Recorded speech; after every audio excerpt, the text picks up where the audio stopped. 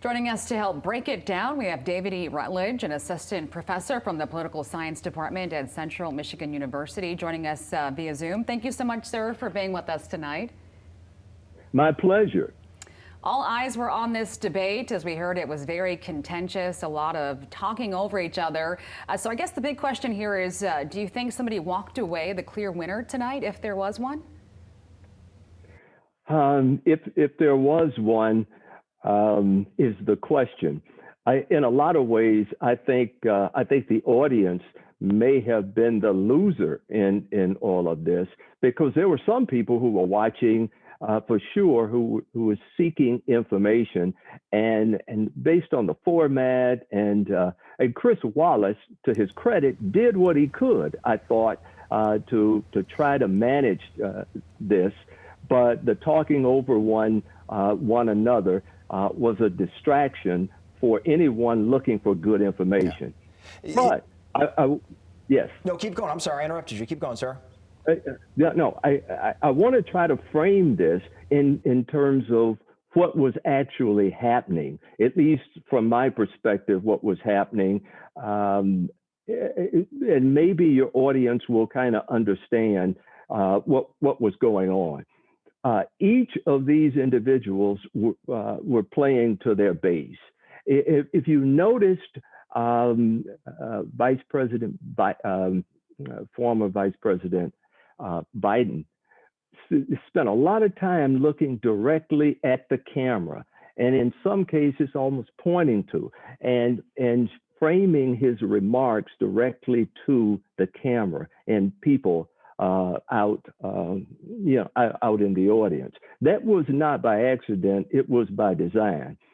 If you think about each of these individuals playing to their base, the reason that was happening is because they had to keep their base intact.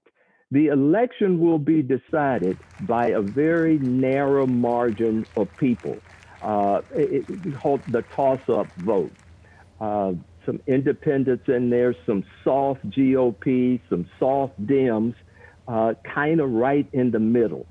And they were playing to their base, their hard base. The base is defined as those voters that will vote for whoever. It doesn't matter who's running for the position, they will vote for their party. That's the hard base. There is a soft base. And those are people who will go with either party sometimes, depending on, they might like the individual, they might like the issues that are being brought up. That's the soft base. And in both of these, the GOP and the Dems, the hard base and the soft base make up the average party performance. What these gentlemen were doing was trying to keep their base intact, and play and try to pick up some of those middle votes. And you could see this play out when they were talking about law and order.